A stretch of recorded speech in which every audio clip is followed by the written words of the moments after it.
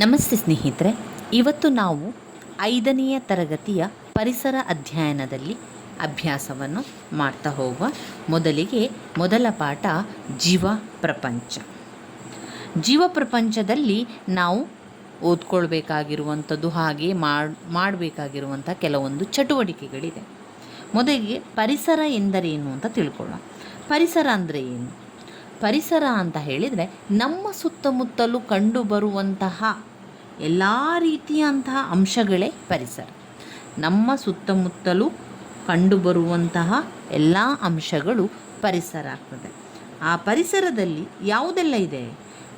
ಕಾಡು, ಗುಡ್ಡ, ಬೆಟ್ಟ, ನದಿ, ಜೇನು, ಕೀಟಗಳು, ಹದ್ದು, ಹಾವು, ಮಣ್ಣು, ಬೆಳಕು, ಪಕ್ಷಿ, ಈ ಎಲ್ಲ ಅಂಶಗಳನ್ನು ನಾವು ಸೇರಿಸಿ ಏನಂತ ಕರಿಬೋದು? ಪರಿಸರ ಅಂತ ಹೇಳ್ಬೋದು. ಈ ಪರಿಸರವು ಬೇರೆ ಬೇರೆ ವಿಧದ ವೈವಿಧ್ಯತೆ, ವಿಶೇಷತೆಗಳನ್ನು ಹೊಂದಿರ್ತದೆ. ಇದರಲ್ಲಿ ಅವರು ಒಂದು ಕಥೆಯನ್ನು ಕೊಟ್ಟಿದ್ದಾರೆ. ಆ ಕಥೆಯನ್ನು ಒಮ್ಮೆ ಓದ್ಕೊಳ್ಳುವ. ಸೋಮಾರಿ ಸೋಮಣ್ಣ ಎನ್ನುವಂತಹ ಒಂದು ಕಥೆಯನ್ನು ಕೊಟ್ಟಿದ್ದಾರೆ. ಸೋಮಣ್ಣ ಒಬ್ಬ ಸೋಮಾರಿ. ತನ್ನದೇ ಸ್ವಲ್ಪ ಹೊಲವಿದ್ದರೂ ಒಂದು ದಿನವೂ ಹೊಲದ ಕೆಲಸ ಮಾಡಿದವನಲ್ಲ. ಅವರಿವರು ಕೊಟ್ಟದ್ದನ್ನಷ್ಟು ಪಡೆದು ಬದುಕ್ತಾ ಇದ್ದವನು. ಅವನಿಗೆ ಶೇಂಗಾ ಅಂದರೆ ಪಂಚ ಪ್ರಾಣ. ಶೇಂಗಾ ಅಂತ ಹೇಳಿದರೆ ನಾವು ನೆಲಕಡಲೆ ಅಂತ ಹೇಳ್ತೇವೆ ನೋಡಿ, ನೆಲಕಡಲೆ ಅದು ತುಂಬಾ ಇಷ್ಟ ಆಗಿರ್ತದೆ ಅವನಿಗೆ. ಹುರಿದ ನೆಲಕಡಲೆ, ಹುರಿದ ಕಡಲೆ ಅಂತ ಹೇಳಿದರೆ ತುಂಬಾ ಪ್ರೀತಿ ಇತ್ತಂತೆ. ಒಮ್ಮೆ ಹೀಗೆ ಹುರಿದ ಶೇಂಗಾ ಬೀಜ ತಿನ್ನುವಾಗ ಅವನಿಗೊಂದು ಆಲೋಚನೆ ಹೊಳೆಯಿತು. ತನ್ನ ಹೊಲದಲ್ಲಿ ಶೇಂಗಾ ಬೀಜ ಬಿತ್ತಿದರೆ ಸಾಕಷ್ಟು ಶೇಂಗಾ ಆಗ್ತದೆ, ಹೌದು ನಿಜ, ಯಾರನ್ನು ಕೇಳುವ ಅವಶ್ಯಕತೆ ಇಲ್ಲ ಕೂಡ, ಹೌದು. ಆದರೆ ಅವನಿಗೆ ಒಂದು ಯೋಚನೆ ಬರ್ತದೆ, ನನಗೆ ಹುರಿದ ಶೇಂಗಾ ಅಂದರೆ ತುಂಬಾ ಇಷ್ಟ. ಆದ್ದರಿಂದ ಹುರಿದ ಶೇಂಗಾ ಬೀಜವನ್ನು ಹಾಕಿದರೆ ನನ್ನ ಹೊಲದ ತುಂಬ ಹುರಿದ ಶೇಂಗಾ ಬೀಜವೇ ಸಿಗ್ತದೆ ಎನ್ನುವಂತಹ ಒಂದು ರೀತಿಯ ಯೋಚನೆ ಅವನಿಗೆ ಹೊಳಿತದೆ. ಎಂತಹ ಬೀಜಗಳನ್ನು ಬಿತ್ತಬೇಕು ಎಂದು ತಿಳಿಯದಂತಹ ಸೋಮಣ್ಣ ಮರುದಿವಸ ಹುರಿದ ಶೇಂಗಾ ಬೀಜವನ್ನು ಬಿತ್ತುತ್ತಾ ಹೋಗ್ತಾನೆ. ಅಕ್ಕಪಕ್ಕದವರೆಲ್ಲ ನೋಡಿ ಆಶ್ಚರ್ಯ ಉಂಟಾಗ್ತದೆ. ಸೋಮಣ್ಣ ಕೆಲಸ ಮಾಡ್ತಾ ಇದ್ದಾನೆ, ನೋಡಿ ನೋಡಿ ಅಂತ ಹೇಳಿ ಅಕ್ಕಪಕ್ಕದವರು ರೈತರು ಹರುಷಗೊಳ್ಳುತ್ತಾರೆ. ಕೊನೆಗೂ ಸೋಮಣ್ಣ ಸೋಮಾರಿತನ ಬಿಟ್ಟಿಲ್ಲ ಎಂದು ಖುಷಿಪಟ್ಟರು. ದಿನ ಕಳೀತಾ ಹೋಯಿತು. ಎಲ್ಲರ ಹೊಲದಲ್ಲಿ ಗಿಡಗಳು ಬಂತು, ಗಿಡಗಳೆಲ್ಲ ಸಸಿಗಳಾಯಿತು. ಆದರೆ ಏನಾಗಿದೆ? ಸೋಮಣ್ಣನ ಹೊಲದಲ್ಲಿ ಮಾತ್ರ ಒಂದು ಸಸಿ ಕೂಡ ಇಲ್ಲ. ಯಾಕೆ ಅಂತ ಹೇಳಿದರೆ, ಈ ಕಥೆಯನ್ನು ಓದಿದಾಗ ಸೋಮಣ್ಣ ಸೋಮಾರಿಯಾಗಿರ್ಬೋದು, ಆದರೆ ದಡ್ಡ ಕೂಡ ಆಗಿರ್ತಾನೆ. ಯಾಕಂದರೆ ಅವನ ಯೋಚನೆಯಲ್ಲಿ ಹುರಿದ ಶೇಂಗಾದಲ್ಲಿ ಸಸಿಯಾಗಲು ಏನಿದೆ? ಹುರಿದ ಶೇಂಗಾ ಗಿಡ ಆಗುವುದಿಲ್ಲ, ಮೊಳಕೆ ಒಡೆಯುವುದಿಲ್ಲ ಎನ್ನುವಂಥ ವಿಚಾರ ಅವನಿಗೆ ತಿಳಿದಿಲ್ಲ. ಹುರಿಯದ ಶೇಂಗಾದಲ್ಲಿ ಸಸಿಯಾಗಲು ಬೇಕಾದ ಲಕ್ಷಣಗಳಿರುತ್ತವೆಯೇ? ಅದನ್ನು ಜೈವಿಕ ಅಂಶ ಎನ್ನಲಾಗುವಂಥದ್ದು. ಹುರಿದ ಶೇಂಗಾದಲ್ಲಿ ಸಸಿಯಾಗಲು ಬೇಕಾದ ಜೈವಿಕ ಅಂಶ ನಾಶವಾಗುತ್ತದೆ, ಅದನ್ನು ಅಜೈವಿಕ ಸ್ಥಿತಿ ಅಂತ ಕರೆಯುವಂಥದ್ದು. ಪರಿಸರದಲ್ಲಿ ಜೈವಿಕ ಲಕ್ಷಣ ಹೊಂದಿರುವ ಜೀವಿಗಳು, ಜೈವಿಕ ಲಕ್ಷಣ ಇಲ್ಲದ ನಿರ್ಜೀವಿಗಳು ಕೂಡ ಕಂಡುಬರ್ತದೆ. ಈಗ ಒಂದು ಪಟ್ಟಿಯನ್ನು ಕೊಟ್ಟಿದ್ದಾರೆ.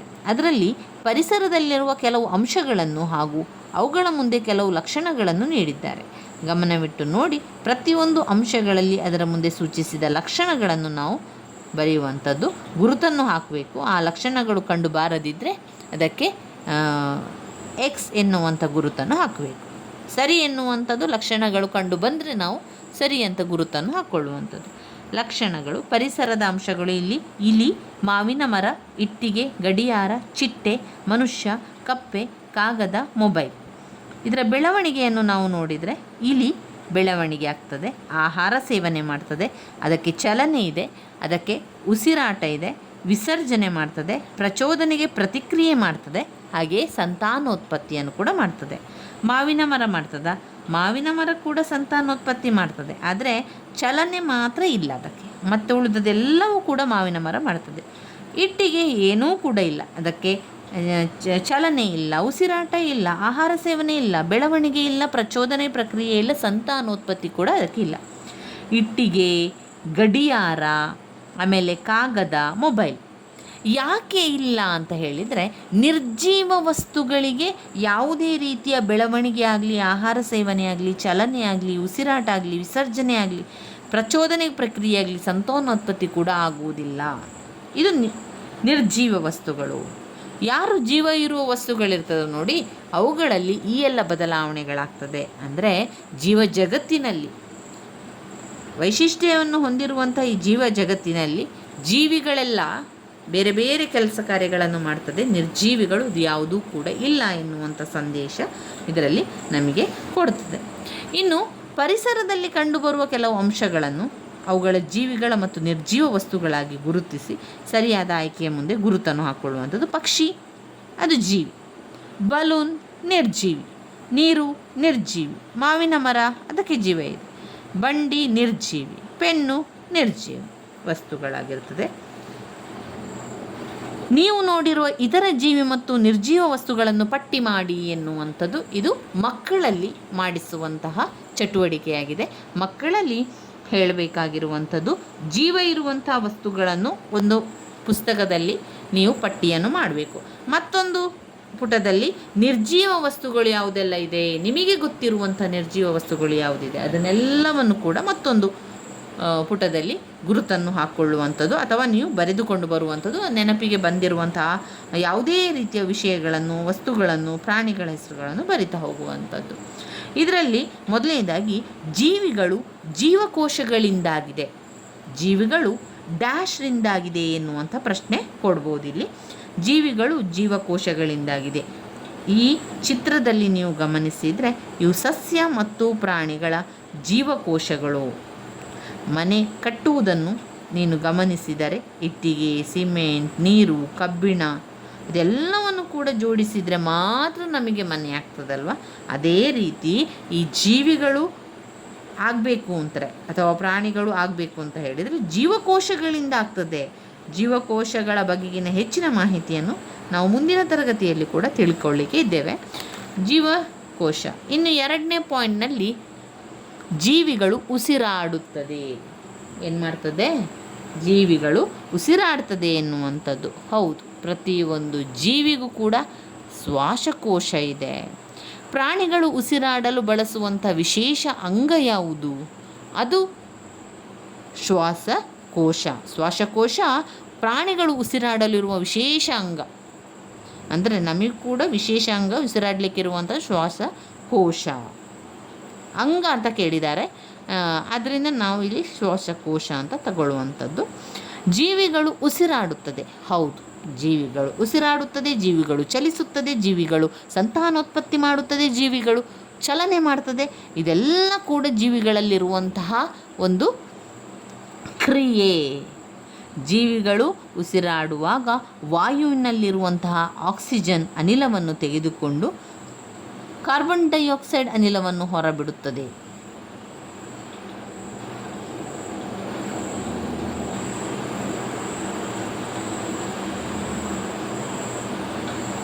ಇನ್ನು ಅಲ್ಲಿ ಕೇಳಿದ್ದಾರೆ ನೋಡಿ, ಚಿತ್ರವನ್ನು ಗಮನಿಸಿ ಈ ಚಿತ್ರವನ್ನು ಯಾವುದು ಅಂತ ಗುರುತಿಸಬೇಕು. ಶ್ವಾಸಕೋಶ. ಪ್ರಾಣಿಗಳು ಉಸಿರಾಡಲು ಇರುವಂಥ ವಿಶೇಷ ಅಂಗ ಯಾವುದು? ಪ್ರಾಣಿಗಳು ಉಸಿರಾಟ ಮಾಡಲಿಕ್ಕೆ ಬೇಕಾಗುವಂಥ ಅಂಗ ಅದು ಶ್ವಾಸಕೋಶ. ಯಾವುದು? ಪ್ರಾಣಿಗಳು ಉಸಿರಾಡಲು ವಿಶೇಷ ಅಂಗ ಯಾವುದು ಬೇಕೋ? ಶ್ವಾಸಕೋಶ. ಶ್ವಾಸಕೋಶ. ಸಸ್ಯಗಳು ಕೂಡ ಉಸಿರಾಟ ಮಾಡ್ತದೆ. ಈಗ ನಾವು ಅಂದ್ಕೊಂಡಿರುವಂಥದ್ದು ಮೊದಲಿಗೆ ಆರಂಭದಲ್ಲಿ ಪ್ರಾಣಿಗಳು, ಮನುಷ್ಯರು ಮಾತ್ರ ಉಸಿರಾಡುವಂಥದ್ದು, ಪ್ರಾಣಿಗಳು ಮಾತ್ರ ಉಸಿರಾಡುವಂಥದ್ದು ಅಂತ. ಆದರೆ ಈ ಜೀವ ಜಗತ್ತಿನ ವೈವಿಧ್ಯದಲ್ಲಿ ಎಲೆಗಳು ಕೂಡ ಉಸಿರಾಟವನ್ನು ಮಾಡ್ತದೆ. ಆದರೆ ನಮಗೆ ಅದು ಕಾಣುವ ರೀತಿಯಲ್ಲಿ ಉಸಿರಾಟವನ್ನು ಮಾಡೋದಿಲ್ಲ. ಅದಕ್ಕೆ ಉಸಿರಾಟವನ್ನು ಮಾಡಲಿಕ್ಕೆ ಮೂಗು ಕೂಡ ಇಲ್ಲ ಅಂತ ನಿಮ್ಮಲ್ಲಿ ಪ್ರಶ್ನೆ ಬರ್ಬೋದು. ಮಕ್ಕಳು ಕೇಳ್ತಾರೆ, ಹಾಗಾದರೆ ಸಸ್ಯ ಹೇಗೆ ಉಸಿರಾಟವನ್ನು ಮಾಡ್ತದೆ? ಸಸ್ಯಗಳು ಉಸಿರಾಟವನ್ನು ಮಾಡಲಿಕ್ಕೆ ಮೂಗಿದೆಯಾ ಎನ್ನುವಂಥದ್ದು. ಸಸ್ಯಗಳು ಎಲ್ಲಿದ್ದಾರೆ? ಎಲ್ಲಿದೆ ಸಸ್ಯ ಅಂತ ಹೇಳಿದರೆ ಸಸ್ಯಗಳ ಉಸಿರಾಟದ ಜಾಗ ಎಲ್ಲಿದೆ ಅಂತ ಕೇಳ್ಬೋದು. ಅಂದರೆ ಸಸ್ಯಗಳ ಎಲೆಗಳಲ್ಲಿ ಪತ್ರರಂಧ್ರ ಅಂತ ಇರ್ತದೆ. ಅಂದರೆ ಸಸ್ಯದ ಎಲೆಯ ಅಡಿಭಾಗದಲ್ಲಿ ಪತ್ರರಂಧ್ರ ಅಂತ ಇರ್ತದೆ. ಆ ಮುಖಾಂತರ ಅವುಗಳು ಉಸಿರಾಟವನ್ನು ಮಾಡ್ತದೆ. ಪತ್ರರಂಧ್ರಗಳ ಮೂಲಕ ಉಸಿರಾಟವನ್ನು ಮಾಡ್ತದೆ ನೋಡಿ. ಅದನ್ನು ನಾವು ಅದು ಯಾವ ಅನಿಲವನ್ನು ತಗೊಳ್ಳುತ್ತದೆ? ಆಕ್ಸಿಜನ್ ಅನಿಲವನ್ನು ತಗೊಂಡು ಅದೇನು ಮಾಡ್ತದೆ? ಪತ್ರರಂಧ್ರದ ಸಹಾಯದ ಮೂಲಕ ಸೂರ್ಯನ ಬೆಳಕನ್ನು ಉಪಯೋಗಿಸಿಕೊಂಡು ಅದೇನು ಮಾಡ್ತದೆ? ಆಹಾರವನ್ನು ತಯಾರಿಸುವಂಥ ಕ್ರಿಯೆ ಮಾಡ್ತದೆ. ಆದರೆ ಉಸಿರಾಟ, ಈಗ ಸಸ್ಯಗಳೊಂದು ಉಸಿರಾಟ ಮಾಡ್ತದೆ ಅಂತ ಹೇಳಿದರೆ ಅದು ಪತ್ರರಂಧ್ರದ ಮೂಲಕ ಉಸಿರಾಟವನ್ನು ಮಾಡ್ತದೆ ಎನ್ನುವಂಥದ್ದನ್ನು ಕಾಣ್ಬೋದು. ಇಲ್ಲಿ ಮಕ್ಕಳು ಆಲೋಚನೆ ಮಾಡಬೇಕಾಗಿರುವಂಥ ವಿಚಾರ ಯಾವುದು? ಆಹಾರದಿಂದ ದೊರೆಯುವಂತಹ ಶಕ್ತಿ, ಜೀವಿಗಳಲ್ಲಾಗಿರುವ ಅನುಕೂಲತೆಗಳೇನು ಎನ್ನುವಂಥದ್ದು. ಏನು ಶಕ್ತಿ ದೊರಕ್ತದೆ? ಮೊದಲಿಗೆ ಅವರಲ್ಲಿ ಕೇಳುವಂತಹ ಪ್ರಶ್ನೆ, ಆಹಾರದಿಂದ ನಿಮಗೆ ಏನು ಶಕ್ತಿ ಸಿಕ್ಕಿತು ಅಥವಾ ಜೀವಿಗಳಾಗುವ ಅನುಕೂಲಗಳೇನು ಎನ್ನುವಂಥದ್ದು. ಆಹಾರದಿಂದ ದೊರೆಯುವಂತಹ ಶಕ್ತಿ ಒಂದು ಕಡೆ ಆದರೆ, ಮತ್ತೊಂದು ಕಡೆ ಜೀವಿಗಳಿಗಾಗುವಂತಹ ಅನುಕೂಲತೆಗಳೇನು, ಅನಾನುಕೂಲತೆಗಳೇನು ಎನ್ನುವಂಥದ್ದನ್ನು ತಿಳ್ಕೊಳ್ಬೇಕಾಗಿರುವಂಥದ್ದು. ಇದರಿಂದ ಆಲೋಚಿಸಬೇಕು. ಆಹಾರದಿಂದ ದೊರೆಯುವ ಶಕ್ತಿಯಿಂದ ಜೀವಿಗಳಿಗಾಗುವ ಅನುಕೂಲಗಳು. ಇನ್ನು 3ನೇ ಪಾಯಿಂಟ್, ಜೀವಿಗಳು ಆಹಾರ ಸೇವಿಸುತ್ತದೆ. ಹೌದು, ಜೀವಿಗಳು ಆಹಾರವನ್ನು ಸೇವಿಸುತ್ತದೆ. ಅದು ಕಟ್ಟಿಗೆ ಕಡಿಯುವುದು, ಭಾರವಾದ ಚೀಲ ಹೊರುವುದು, ಬೇಟೆಯಾಡುವುದು, ಹೀಗೆ ಜೀವಿಗಳು ನಿತ್ಯವೂ ಅನೇಕ ಚಟುವಟಿಕೆಗಳನ್ನು ಮಾಡುತ್ತವೆ.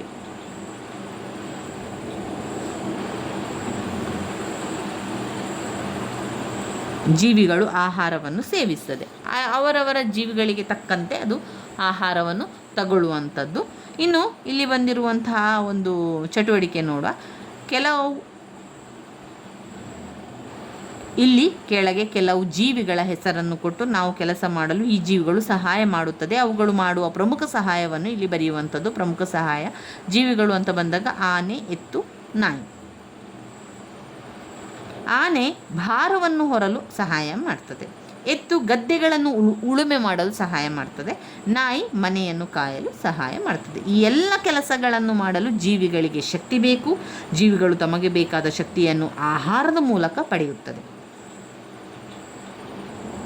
ಸಸ್ಯಗಳ